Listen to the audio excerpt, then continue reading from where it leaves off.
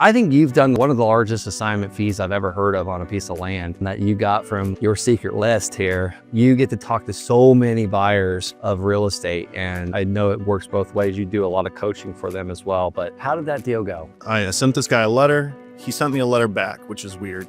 So I sent him a letter back again, didn't hear from him. I door knocked this guy, I think 4 times before I finally got a face-to-face with him. I tried to call him. I did basically everything I could because what I saw that he had was this really, really valuable piece of property. He had 4 acres in the middle of one of, the nicest areas in Madison, Wisconsin. So I finally got in front of this guy. I made him an obscenely low offer. I think it was like $500,000 for these 4 acres. And that was, a good percentage off of the assessed value. Anyway, he laughed at me and told me to get out of town. And so I kept on going. I think I made 6 more offers. Finally, we got him to say yes at $2 million.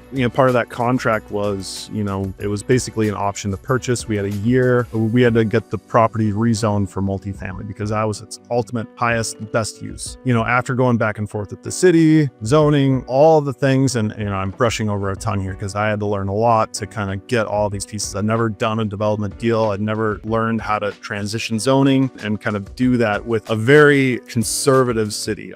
Madison is a really tough to build anything in.